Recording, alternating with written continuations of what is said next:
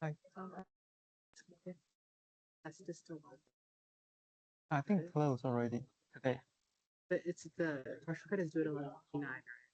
Yeah, So is there any way we can have it open until I can't. you It's can? two different things. So you can download it through the Web of Science, right? So that's the things controlled by the department.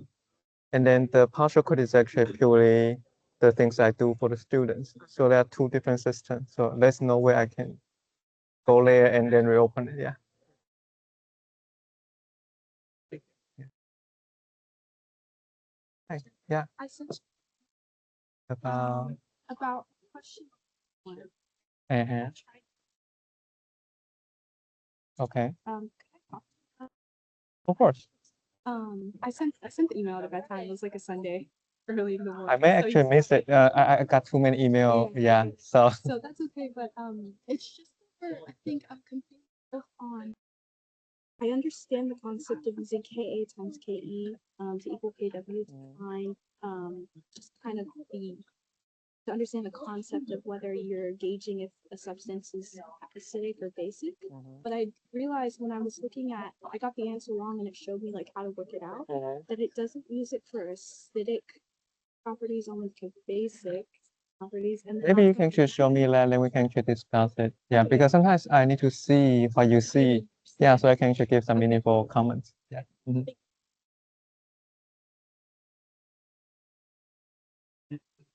Didn't know about the partial credit thing until like today, and I couldn't access my Yeah, it closed this morning. this morning. Mhm. I checked when the grades were released, and I couldn't look at it then either. No, it actually opened on Thursday 8 a.m. So I actually, yeah, so in the previous lecture, I tell everybody to download on the day on Thursday when we have the lecture last week. That's when I tried to do it, but I couldn't access it. Uh-huh. So I don't know what went wrong. Might have been something. you can email me. I can actually talk to the people who is in charge of web science, and they can just pull out the record to see whether when you actually log in and trying to reload things. Yeah, and then they will actually verify what you say. If they say we did encounter problems, then they will actually allow. They will ask me, right? Should they reopen the things for you? Yeah. So maybe you can just send me an email. Yeah, and describe the things you do. Then I can forward to the web science, and then they can verify if they got a confirmation that it's indeed that you're trying to do that but fail to do so. Because the then only thing that I saw was my grade, but when I tried to access, I tried to like click on it and see what I got wrong, because you can do that afterwards. I like it wouldn't open that wouldn't open for me. Like there wasn't even an option to download anything.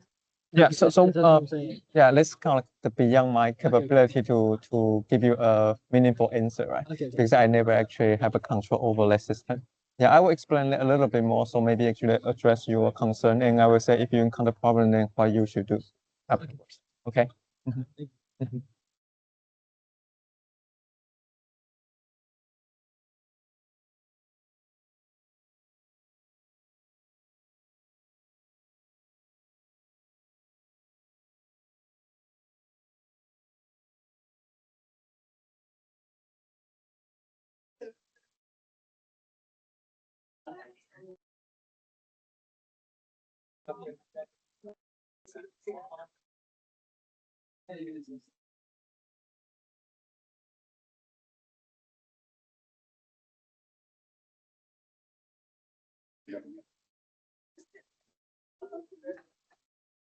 Hey, so before we get started, I want to actually talk about the partial credit things.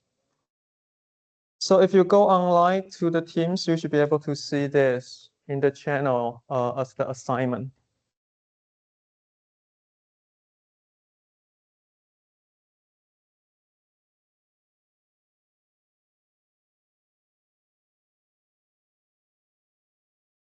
Okay. So the reason I post these things on Sundays because I wasn't planning to do this partial credit thing this semester. The reason is actually very simple. We have too many students. Okay, we have 530 students. If I want to actually go through every single one's partial credit things, it drains all my time. Okay, so, but I feel like there's so many students who email me and then start to talking about, like, I did this in the past. Somehow I did not decide to do this. It's actually not a very nice thing to do. Yeah, so I decided to do it, but in a more manageable way. Okay, that's why I say everybody can only submit 3 questions that you think maybe you can get the partial credit back. Okay, so that's actually a very detailed instruction about how you should actually prepare the things. And if you don't follow those instructions carefully, okay, I won't look at it at all. Okay, so make sure that you actually follow the instruction 100%. And this thing is due tonight. Okay, so this morning I received about 10, 15-ish emails saying that you don't have the access to your midterm 1, right? So if you go back and check out the video on last Thursday or Tuesday, I forgot, I say you should have access to all your midterm 1 problems now, right? I asked you guys to download it even inside the lecture, right? I say if you have the access to that, download it now. Okay, so I need to make it very clear that I have no control over the Web of Science. That's actually a commercial site that UH purchased. Okay, I'm just an instructor. Okay, I can talk to them to ask them to open things. Okay, but I don't have the direct control over it. All right, so if you, I think the Web of Science closed the access of your midterm 1 this morning. Okay, let me say, actually, if you did not download it, you lost the opportunity already. Okay, and there's actually really nothing I can do. I'm very sorry, but that's really nothing I can do. Okay, and because you did not download it, that means actually you cannot do your partial credit request either. You don't have that screenshot. Okay, so you don't need to email me because I just saying the same thing. There's no way I can actually do that for you. Okay, but okay, let's just one student come to me and tell me like he trying to actually download it last week.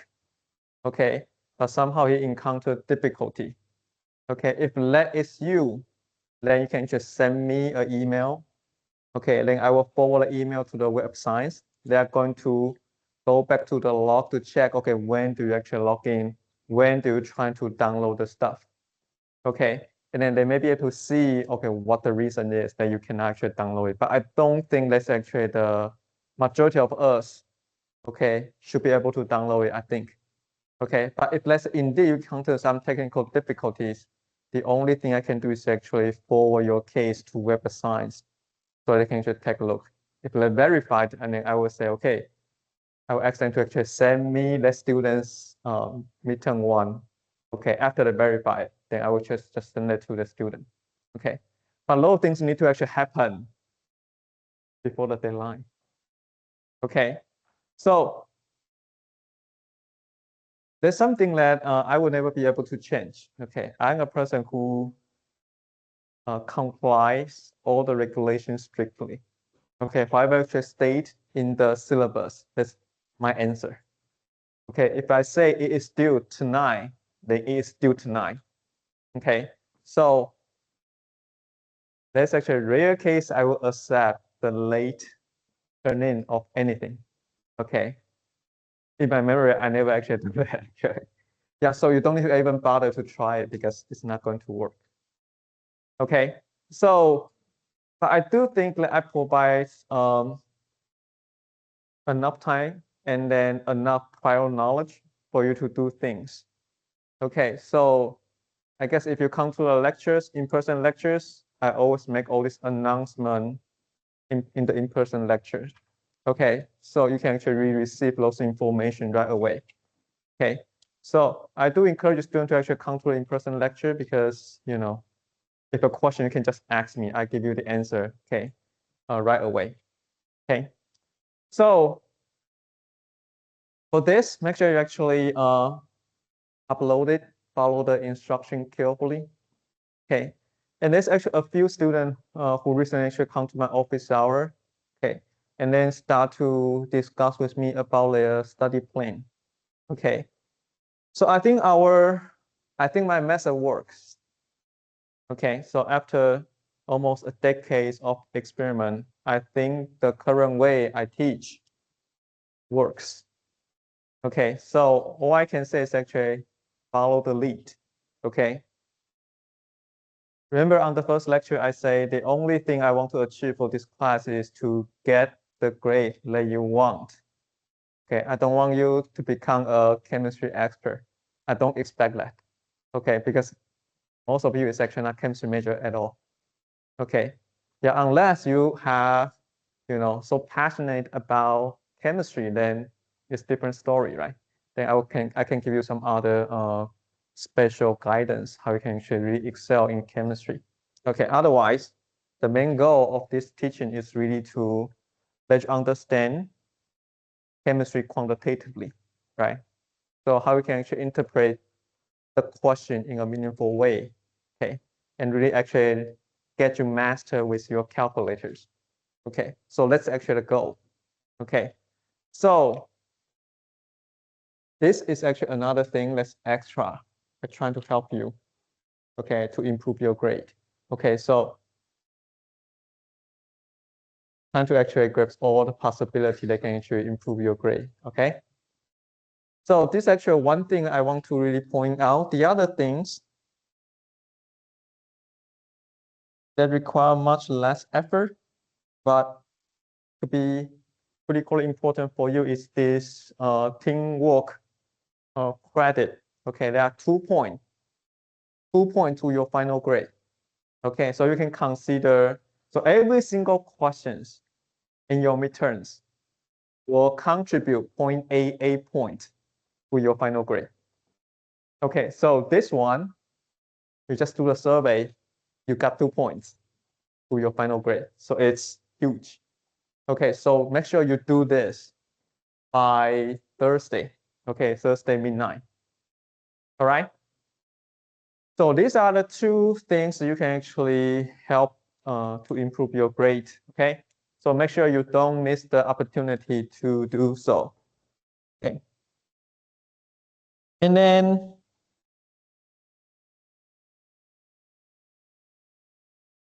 here is the summary of the equations that's relevant for chapter 13. Okay, so these are the equations that you need to memorize for sure. Okay, so so far we have gone through how to calculate the pH of strong acid, strong base, weak acid, weak base. Okay, and today we're going to finish chapter 13 by telling you the very last one. The very last solution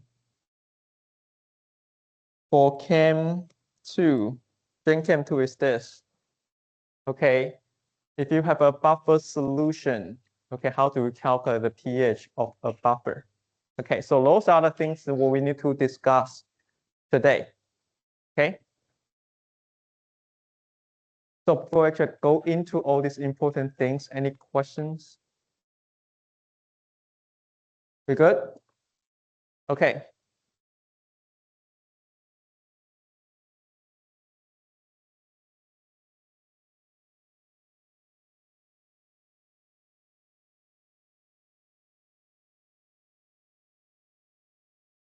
Let's start from something that you should know now. Okay, so this is actually the first things that I want you guys to really practice. Okay, so remember we start to talk about the conjugated acid and base. Okay, if I give you a substance, can you write out its conjugated partner? Okay, so in order to do so, the first thing is actually to judge the species that you have is acid or base, right? So if it is a acid, then can you write out its conjugated base? Okay, so do your best and see whether you can actually get these things right. Okay.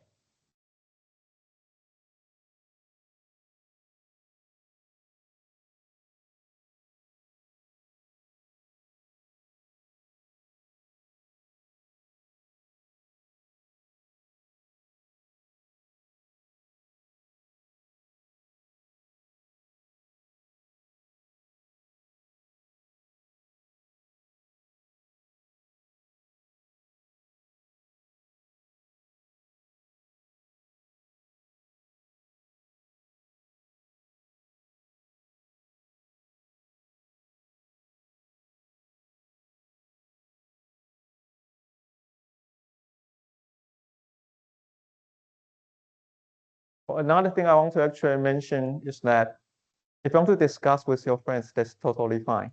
Okay, I don't expect everybody to answer these things all by yourself in the lecture. The key is actually I want you to actually follow along. Okay, so you can actually discuss with your friend. That's totally okay.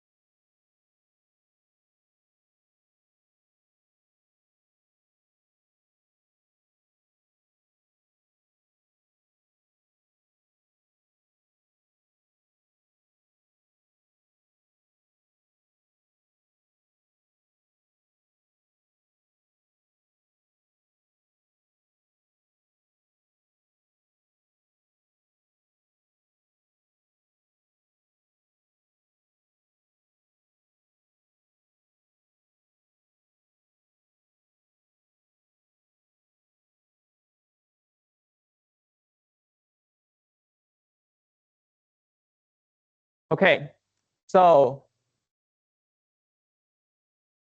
let's go through this together. Okay, so the first thing is C6H5COO minus. Tell me, what is it? Is it strong acid, strong base, weak acid, or weak base? Okay, let's start from something even simpler. Strong or weak? Good. Acid or base? How many say acid? Raise your hand. Base? Okay, so E is a base. Okay, why is a base? Okay, so if it is an acid, right? So what's the functional group you're actually looking for? COOH. Okay, so that's actually a very typical chemical formula you are looking for. But do you see COOH? You do not. Okay, so if you are acid, typically you end up with COOH. Okay, but right now here you don't see COOH. Instead, you see COO minus, which is actually COOH. Subtract one proton, right? You minus H plus. Therefore, end up with COO minus. Okay, so I tell you that is actually not acid, that is actually a base, right? So C6H5COO minus, this is actually a weak base. Its conjugated partner, which will be its conjugated acid, which is actually the one that add in the H plus, right? So add in H and add in plus, the plus and minus, they cancels out, right? So end up with C6H5COOH. Okay, so this is actually the conjugated acid of this weak base. Okay, is that clear? Okay, so do you feel more confident when you actually see the chemical formula? Okay, that's the thing that you will need for your midterm too. Okay, so many students that underestimate the importance of lab. Okay, you pretend that you understand, but you do not. That's dangerous. That's why I want to do the practice right here, right now, so that you can see those things. Okay, so how do you know it's actually not acid? Again, because it doesn't have COOH.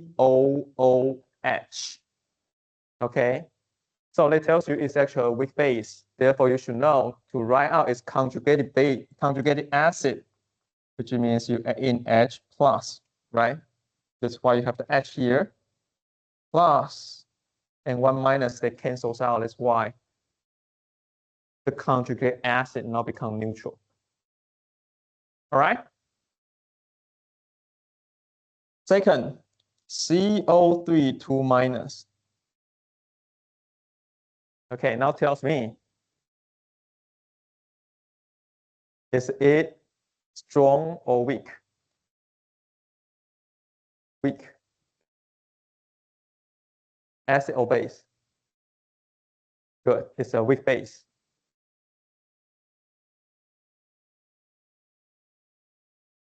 What will be its conjugated acid? Will be CO3.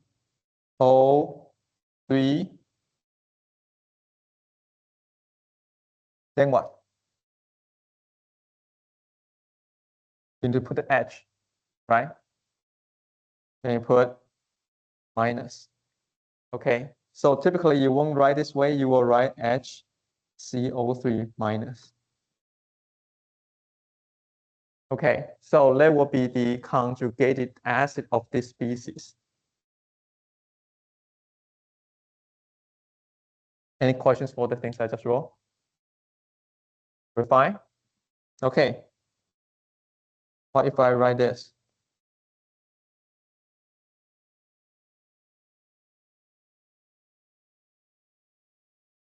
Is this acid or base?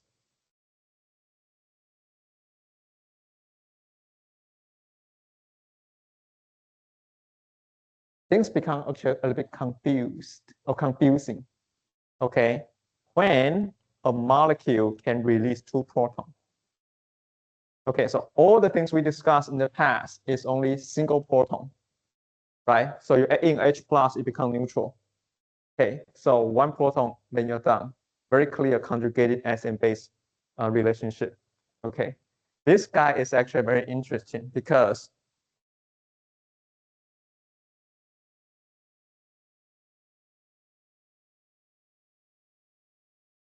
this is so-called the polyprotic acid, H2CO3. Okay, it's so-called a polyprotic acid. There are some other example.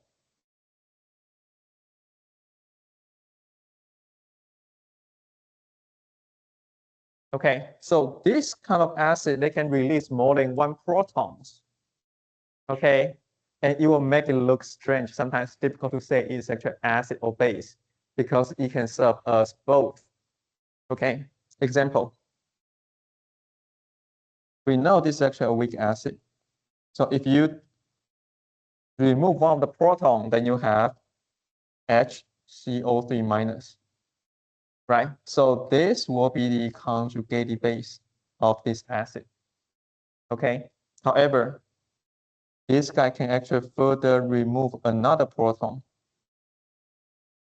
Then you become this. This will be the conjugated base of this acid. Okay, so if you are a polyprotic acid, okay, then you need to be careful. Luckily, we don't have too many of those examples. The 3 I wrote here is pretty much the 3 you need to memorize or remember. Okay, so H2CO3, H2SO4, H3PO4. Let's call the polyprotic acid. All right.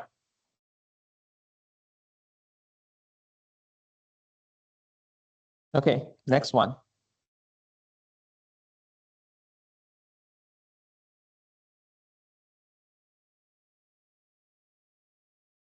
Is this acid or base?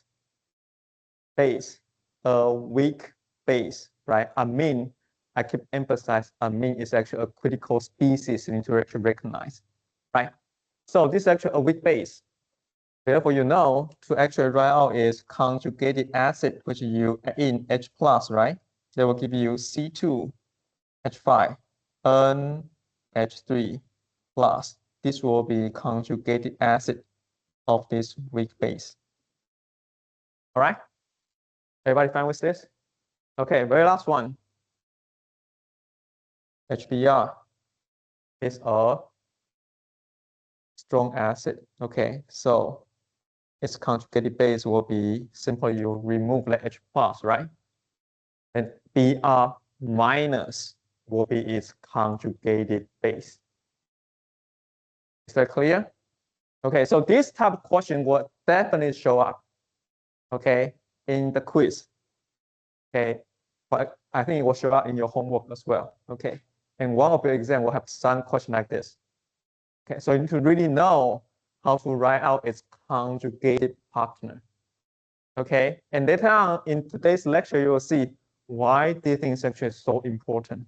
Okay, why is conjugated acid and base, they are actually so important? Okay. All right, so let's actually the first questions.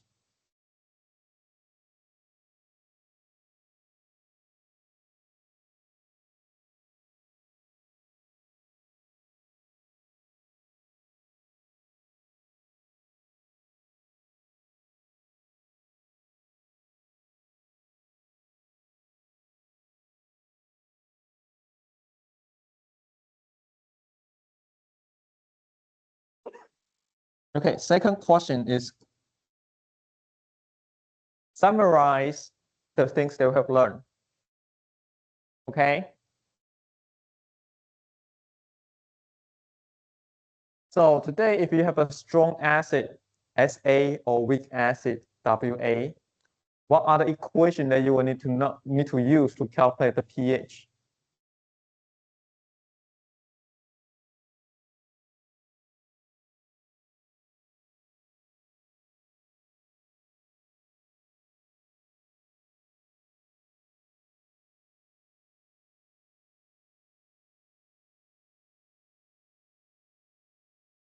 Oh, it's actually not the pH. It's called the proton concentration of strong acid and weak acid. Okay, so which two?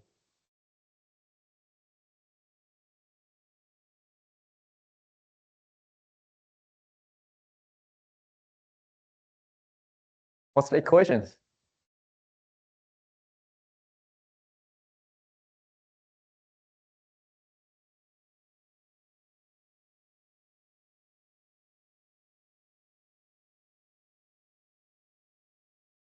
Oh, you guys cannot select or what?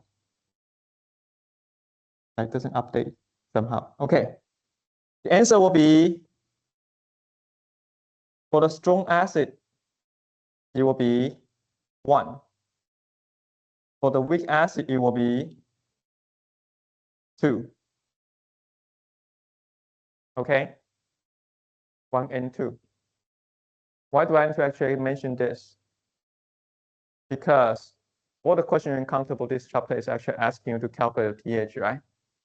So in order to calculate pH, you first need to actually figure out your proton concentration. Okay, so you want to do this quickly. Therefore, you need to memorize the equation I asked you to memorize.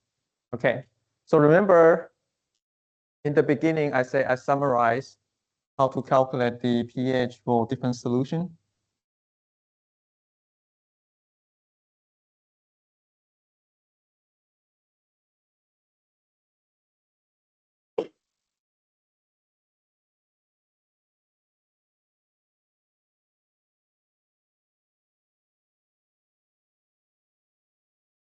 Okay, so the things I want to get rid of now is actually I don't want you to do ice table anymore, right?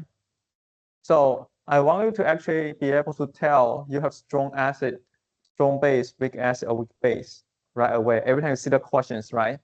You don't need to care what's the chemical formula. The only thing you should care is actually what kind of solution that you have. Strong acid, strong base, weak acid, weak base.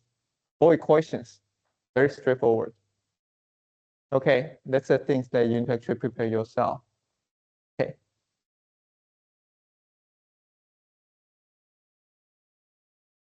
Just in case you haven't actually understand the things.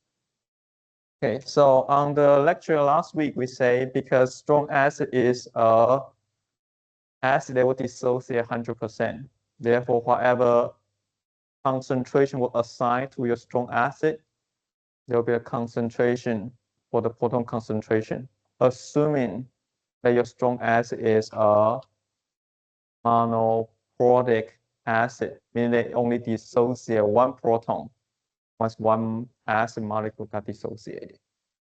Okay? If you have a weak acid, then you also calculate your proton concentration using a simple equation like this, the square root of the weak acid concentration times your Ka. And this is the result when we apply the small x approximation. Okay, so when can you actually apply the small x approximation? when your Ka is smaller than 10 to the negative 3.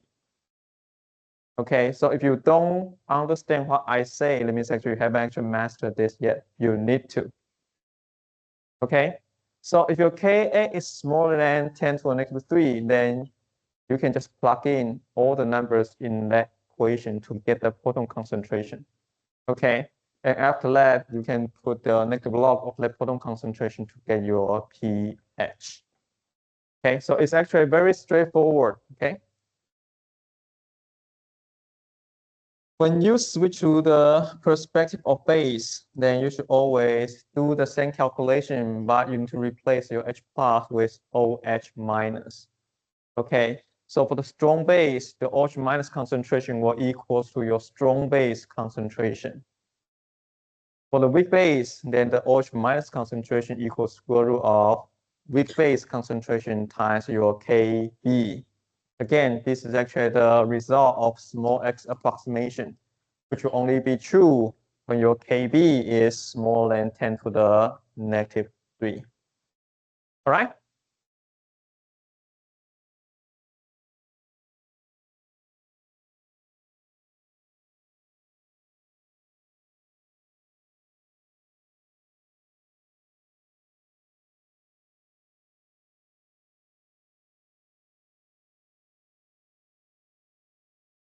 I guess I will go through this one later. Okay, maybe next time. Okay. So now we want to actually start to tell you what is a buffer. Okay. How many of you is actually a biology major? Okay, bio-related. I think that's actually a lot of people is bio-related major, right? So what's the most powerful buffer in our body?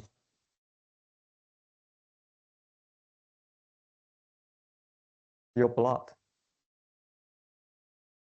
Okay, what's the pH of your blood? You say it's 4. No, we are not acidic. Okay, so so the pH of your blood is actually maintained almost a constant pH. Okay, regardless what you eat. Okay. How could that actually happen? It's because we have a lot of conjugated acid base pairs inside our blood. Okay. So what makes the conjugated acid base work? Okay, and making it become a buffer is the things we want to actually discuss today. Okay. So here today, the things that I want to actually take home with you is that you want to actually have a clear distinction between this, this,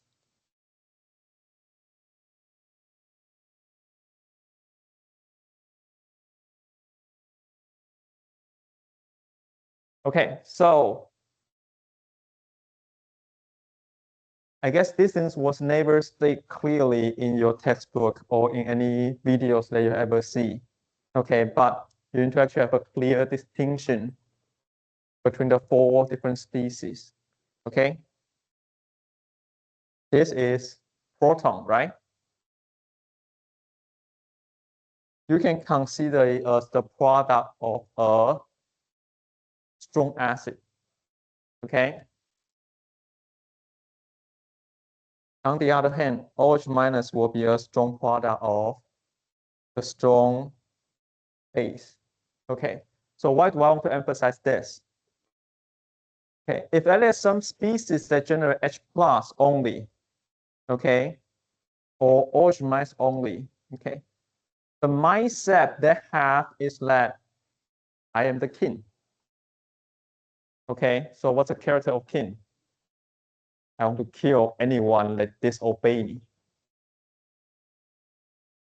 Okay, so that's the things you want to actually understand.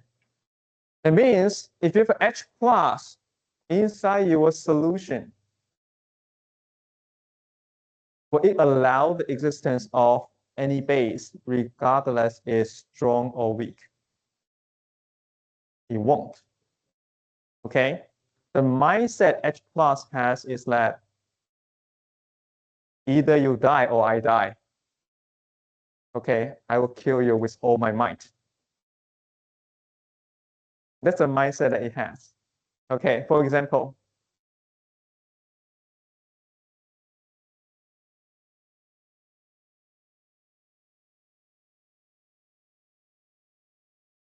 very famous equation, everybody know, right? H plus OH minus give you water, right? Let's think about a few scenarios.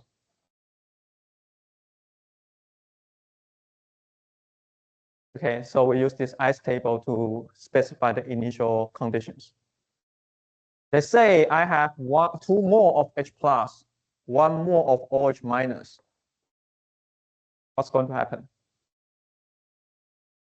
The strong acid, okay, doesn't allow the base to sit right next to it. Okay, so what it's going to do is I'm going to kill all the base, right? That's what's going to happen. Therefore, when you reach equilibrium, that's what you have. Okay, you don't have any OH minus in an acidic solution. All right. So if my H plus is more, then I end up with a acidic solution. Okay. Everybody fine with this? Okay. Second scenario.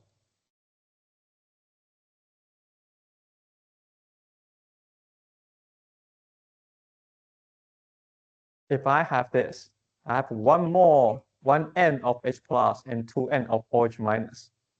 Okay. The strong acids still have the same mindset. Okay. But right now, the base is actually outperform the acid. Okay, so what happened? I will consume all I have, but I would not actually still stay with you. That's what's going to happen, right? All you have is a basic solution. Okay, so the H plus and OH minus, they are, you can call it queen or call it king, doesn't really matter. Okay, the things they don't allow is that if you are not my league, you are not actually in my league, okay? You are my enemy. I will kill you unless you kill me first. Okay, so that's the mindset the H plus and OH minus has. And H plus and OH minus usually consider them as the representative of strong acid or strong base. Okay, so whenever you have strong acid or strong base, okay, either they will kill all the base. If you have strong acid, they'll kill all the base, regardless you are strong or weak. Okay, but that's kind of things that you should have in mind.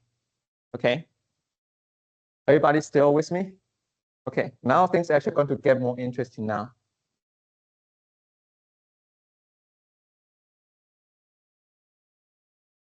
We're still using a strong acid as example. Okay. A minus is what? A minus, I say it is a representative of a weak base, right? So weak base, they say you have weak base, and then you put into a solution contain a strong acid H plus. Okay, so what happened when these two interact? H plus plus A minus, or you can say strong acid, encounter your weak base. What's it going to produce?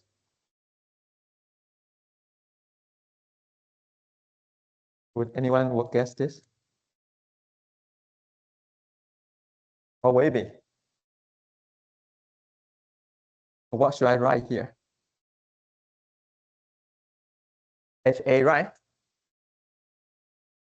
Okay, so if you have strong acid interact with a weak base, it produces a weak acid.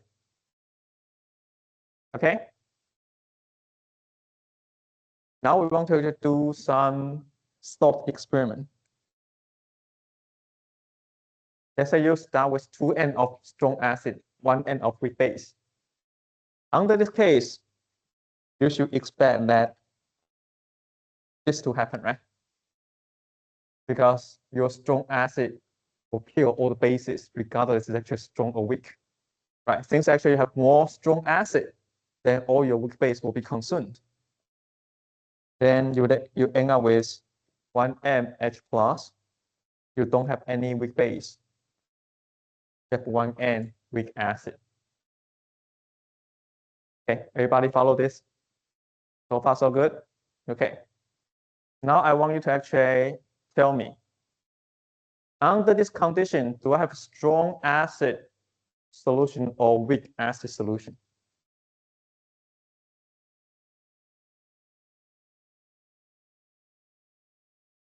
Why weak acid?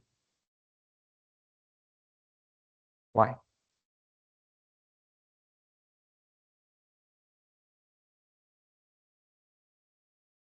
So H plus is coming from your strong acid, right? You have strong acid remaining inside your solution, right?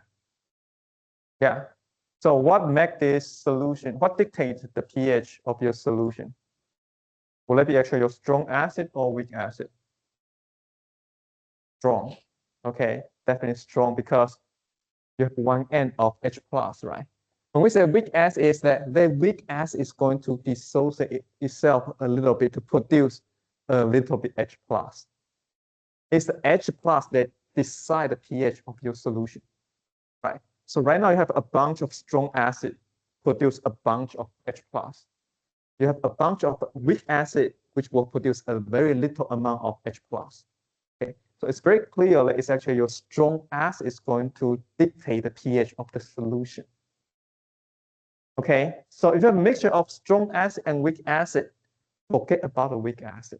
Your strong acid will decide the pH of your solution. Does that make sense? Okay, that's kind of the things you should have in mind. Okay, that's what the science tell you. You should think that. Okay, so it will more close to the reality. All right. So everybody can accept the things I wrote here. Okay.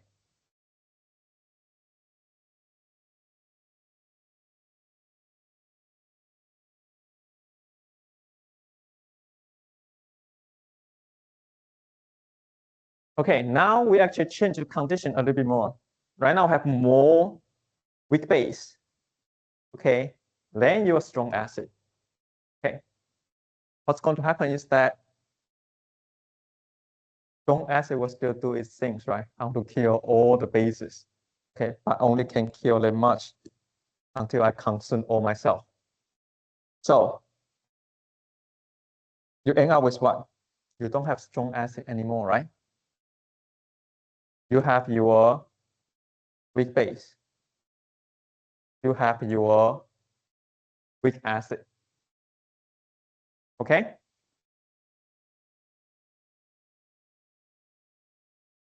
Here is where the magic happens.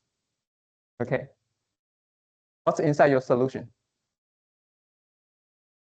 Weak acid and weak base. Right? Now you have acid base coexisting inside your solution now. Okay? And this will only be possible when you have weak acid, weak base. Okay, that's one condition, right? Second is that these two has to be conjugated acid-base pair. Okay, because if you look at the equation I wrote, one is A minus, the other one is actually HA. Okay, they are conjugated acid-base pair. That's the only things that can actually coexist, but have different property. Okay, one is acidic, one is basic. Okay, but they can actually coexist inside your solution. Okay, they don't have that king or queen mindset in them. Okay, they are fine that I can actually coexist with my counter partners. Okay, so if you have a solution contains good amount of conjugated acid and base pairs, then you have a buffer. Okay, the reason it is a buffer is that because I have acid and base, right? So if today you add in a small amount of strong acid, the weak base will actually consume less strong acid. Okay, therefore you minimize the impact of less strong acid. Okay. If today you add in small amount of strong base, then the HA, the weak acid, will consume less small amount of strong base. Okay, so all this impact from the strong acid or strong base will be minimized. Okay, therefore you maintain a more or less stable pH of your solution. Okay, and because this property, we call it as a buffer, because even you add in a small amount of strong acid or strong base, it doesn't influence your pH too much. Okay, so that's why it has this very unique property. Okay. So that's actually why we need to actually learn this conjugated acid base pair in the very beginning. Okay, so that's actually how we actually learn about this beautiful solution called buffer. Okay. So far, so good. Okay, the next question will be in chapter 13, right? It's all about calculating the pH. How do you calculate the pH of a buffer? Okay, so this actually things we want to actually do a little bit.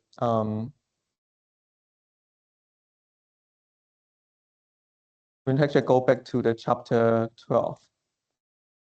Okay. So for these equations,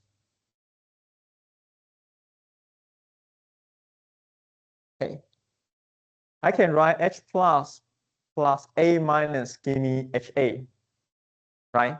But if you look at this, if you flip this equation,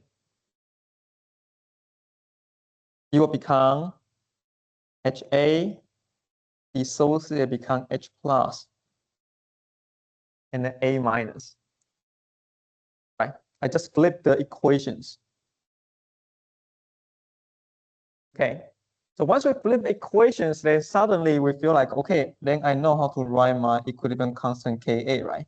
The Ka will be the proton concentration times your A minus concentration over your weak acid concentration, right? So let's check out definition of your equilibrium constant, product over reactant, right? So that's the things that you have. Okay. Then you can actually rearrange the things to express your proton concentration of this solution as Ka times HA over A minus. Okay, so what I do is actually I multiply HA on both sides. So I have Ka times my HA. I divide my A minus on both sides. That's why the A minus now is actually in your denominator. Okay, so you can write this H plus equals to Ka times weak acid over its conjugated base, right?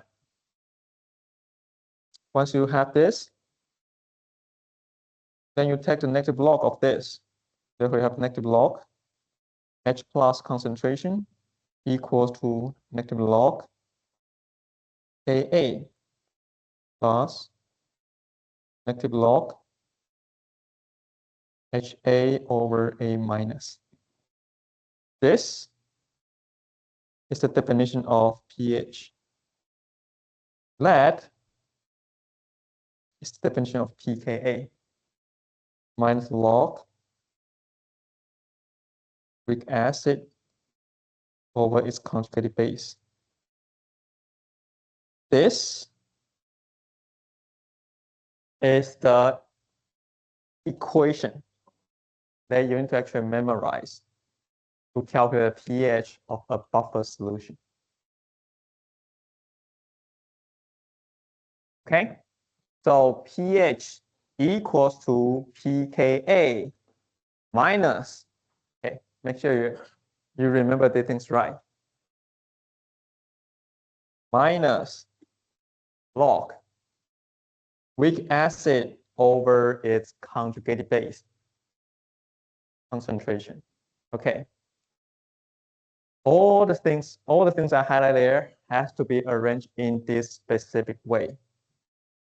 Okay, it has different form of the formula, but I suggest you just follow and memorize this one. Okay, so if you see a question talking about or asks you to calculate pH of a buffer, okay, there's actually no second thought. There's only one equation to go to. Okay, so this equation is actually named of two scientists. I forgot their name, but I also say this equation is HH equation. Okay. So every time you see a buffer, there's only one way to solve it. Write out your HH equation. All right. So by now, we have 5 different solutions, right? Strong acid, strong base, weak acid, weak base, and buffer. These are the 5 solutions you can have for your CHEM1312. Okay. So every time you see a question, the number one things that you need to know is that what kind of solution that I have. Okay, there are only 5 kinds, right? So if you know which one it is, then you know what equation to use already. Okay, so the things that student doesn't do well is that when you read the questions, you focus too much on the chemical formula, which is not important. The things that's important is actually, is it strong or weak? Is it acid, base, or buffer? Okay, so that's the things you need to train your eye. So every time you see a question, that you know what kind of solution that you have. Okay, then calculation-wise, we'll always go back to the things that I summarized for you. Okay, 5 different solutions, 5 different equations. Okay, so it is less simple. Don't overthink it. Cool? Any questions?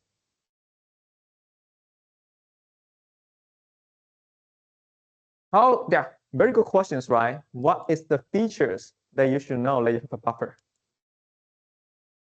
One most important feature is that you have a conjugated acid and base, right? Do you have conjugated acid and base, right? Can you recognize, if I give you 2 chemicals, can you see then they are conjugated acid and base? They are 99.9999%, they are a buffer. Okay, and we're going to practice that too. Okay, any other questions? We good? Okay, let's do a few questions, okay?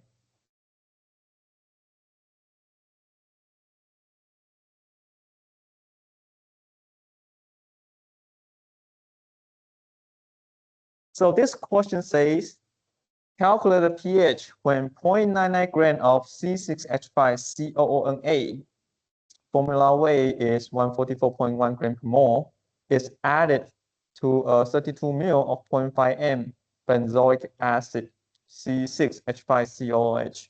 Formula weight is 122.1 gram per mole. Ignore the change in volume. The Ka value of the acid is 6.5 times 10 to the negative 5. What's the keyword?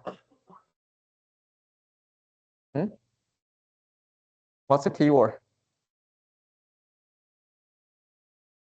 pH, of course, is the one keyword, right? Ka of this. Okay, so those are keywords, right? Now, you want to ask yourself, what kind of solution that I have? What kind? What kind of solution do you have? Because if you know what kind of solution you have, you know the equations already, right? So, stay with me, okay? Let's start from the simple one, Q. We know we want to actually calculate pH, right? Let's look at the data that we have. What's the first things they mentioned? Is this, right? C6H5 COONA. You have 0.99 gram. Formula weight 144.1 gram per mole. Okay. There's another species, C6H5 COOH. You have 32 milliliters. Concentration is actually 0.5 m. The acid is Ka is 6.5 times 10 to the negative 5. Okay. Of course, the formula weight is 122.1 gram per mole. So that's all the information you got, right? So now, based on the things that you have, you want to ask yourself, right? So what kind of solution do I have? How many species do you have? 2. Okay. What are they? This is a, okay, when I say what are they, okay, only tell me they are strong or weak, acid or base. That's the only thing I care. Okay. What's this guy? A weak base. What's this? Weak acid. Anyone can answer this one without a doubt? You have the C6H5 COONA is a weak base. Okay. Be more precise. Every time you see this 1A element, okay, it tells you it's going to dissociate. It's a salt. This is equivalent to C6H5 COO minus. Okay, because once they dissociate, it produce this, right? C6H5 COO minus. Okay. So that's actually one of the questions we went through in the very beginning, right? We're actually trying to actually use the point solution. That's actually the first example we went through. C6H5 COO minus. It is a weak base. Okay, everybody's fine with this? Look at the second one. C6H5 COOH. Okay. Did you recognize this and this guy?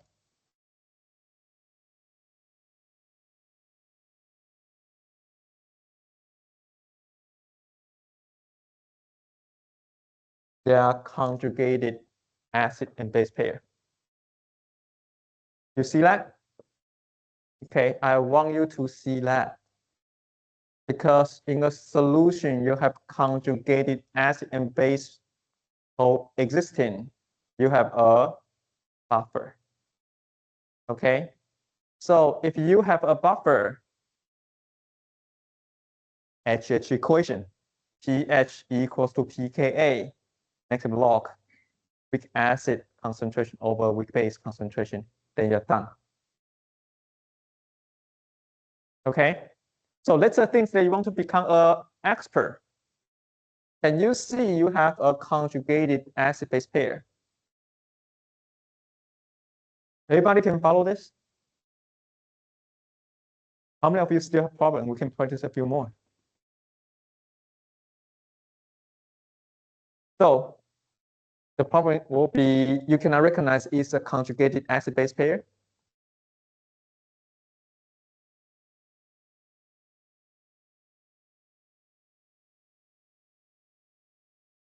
How do you tell you have a conjugated acid and base pair?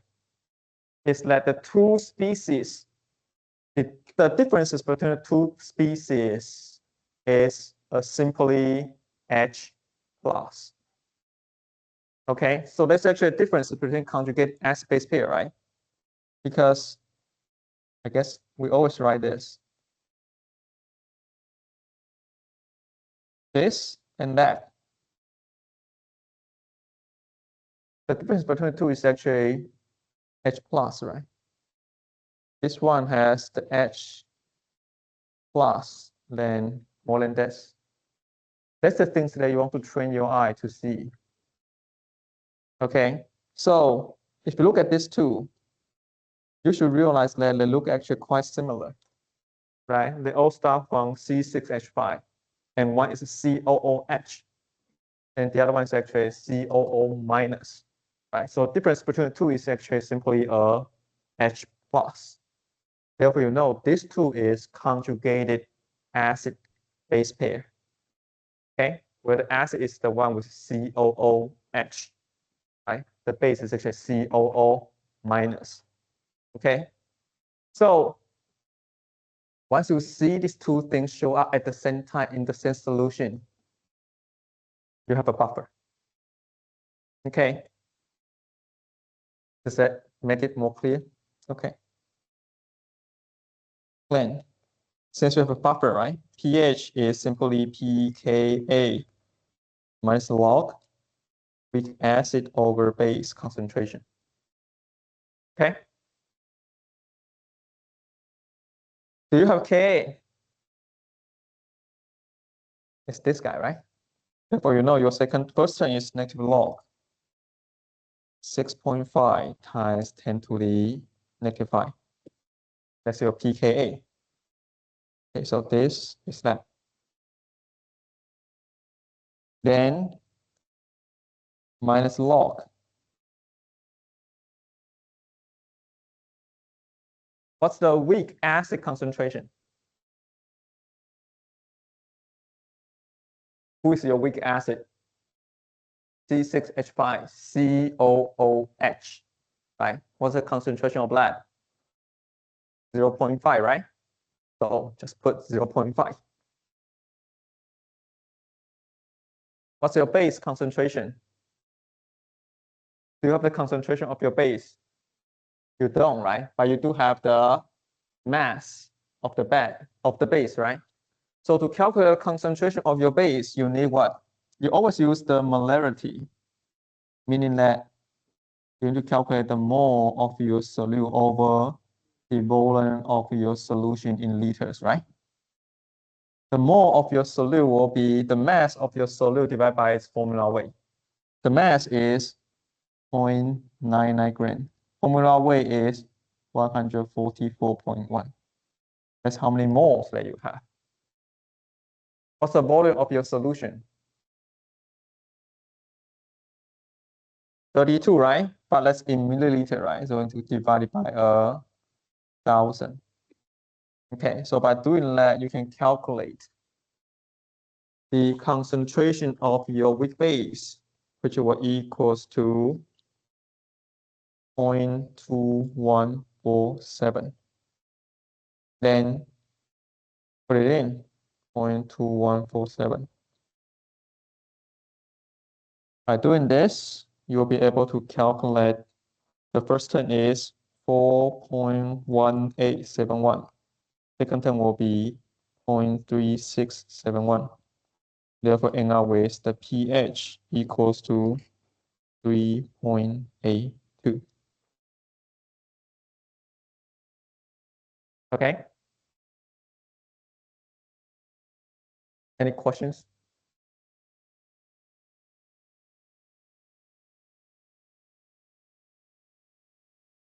So why midterm 2 is actually so difficult for the student? It's because student always have a problem to judge what kind of solution that you have. Okay. You only have 5 different solutions that you are allowed to have for your midterm 2. And each solution has its corresponding equation. Okay. So you need to retrain your eye. Okay, instead of actually focus on the formula, focus on strong acid, strong base, weak acid, weak base, and buffer. Those are the key. Okay? And then use the 5 equation to solve your problem. Okay, that's the things we need to actually practice a lot for the midterm too.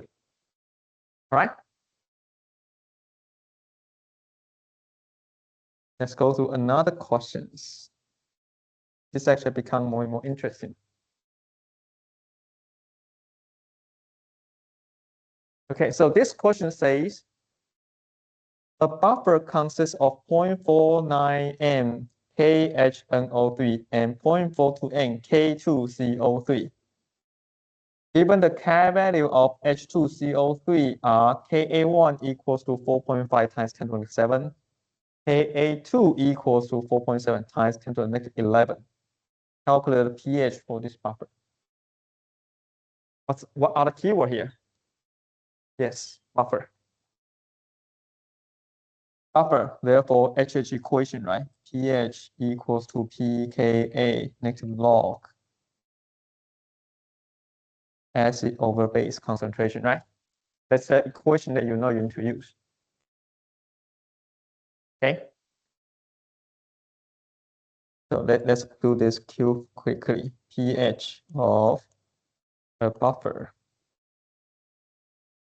Data, you have KHCO3 0.49 N, K2CO3 0.42 N, and then H2CO3 Ka1 equals to 4.5 times 10 to the negative 7. Ka2 equals to 4.7 times 10 to the negative 11.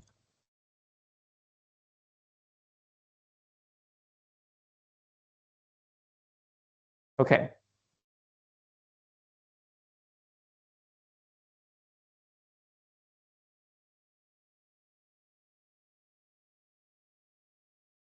I guess everybody have no problem that you know. You need to use this equation. pH equals to pKa minus log of acid over base concentration, right? Now the problem is actually there are two K, Ka1 and Ka2, right? You need to decide which one to use. Second, you have KHCO3 and K2CO3. You need to decide who is your conjugated acid, who is your conjugated base, right? If you figure out those things, then plug it into the equation and you're done. Okay, so now it's actually the fun part, right? Let's start from here.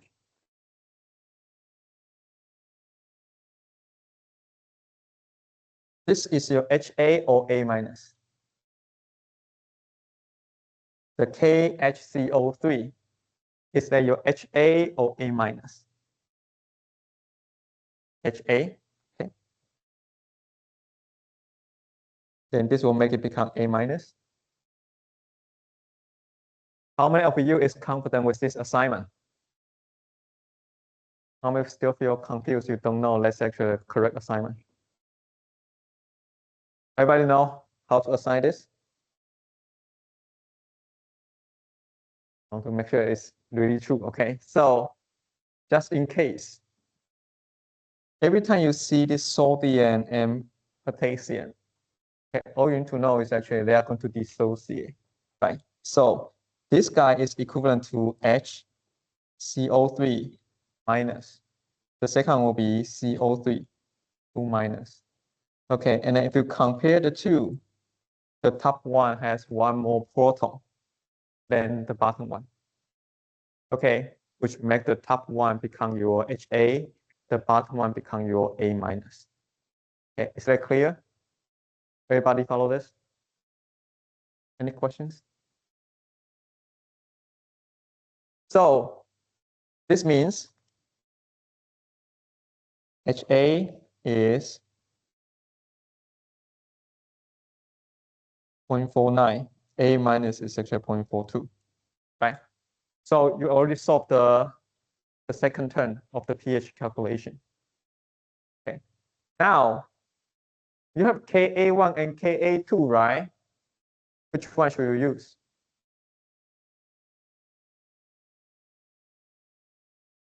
Which one should you use?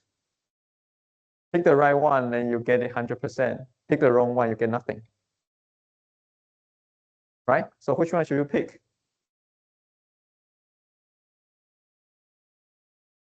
Which one should you pick?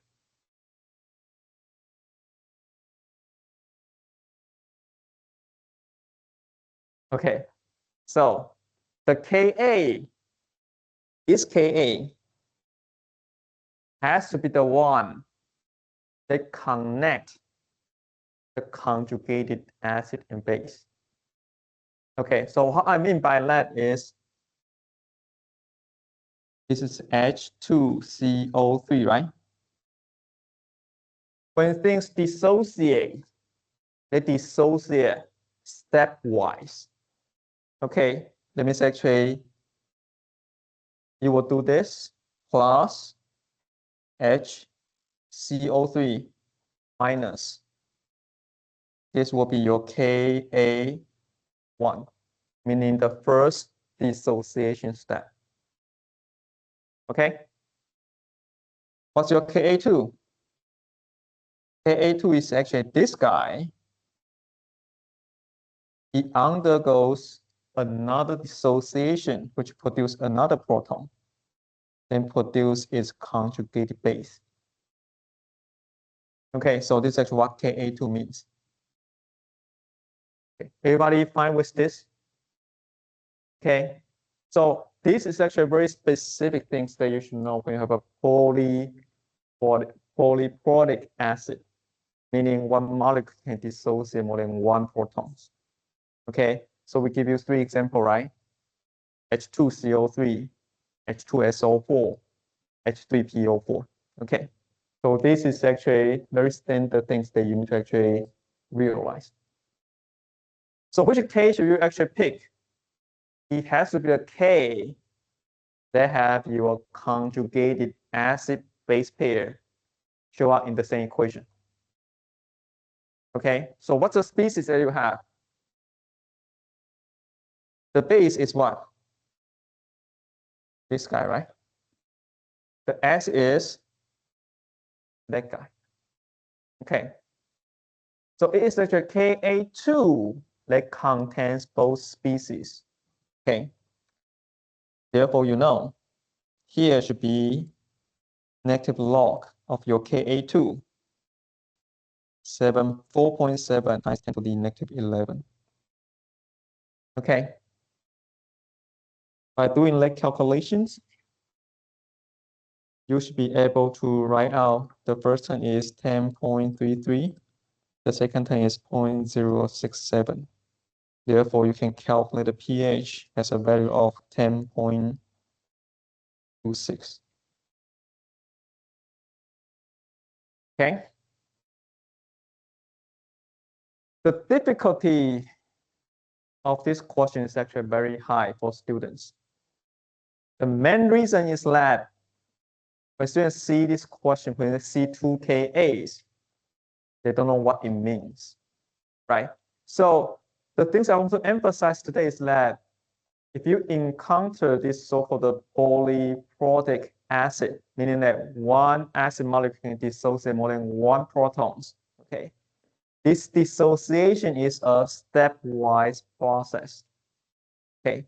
The K that you actually pick is actually the K that have both your conjugated acid and base show up in the same equation, okay? So with that in mind, then you should be able to, using the HH equation, to calculate the pH of your buffer solution. Okay? So, any question for this? Okay, this is actually one of the most challenging questions you're going to see. But if you understand the logic, it is not that difficult either, right? So, like I say, okay, so right now you guys should be able to do your homework 7, right? Which is chapter 13. Okay, you're going to see he always asks you to calculate the pH. Okay, so don't struggle with the chemical formula. Okay, instead, what you should do is actually really ask yourself, do I have a strong acid, strong base, weak acid, weak base, or buffer? Okay, if you can just see through that, you should feel that the calculation is actually very, very simple. Okay, so I will stop here and we'll talk more about titration on Thursday.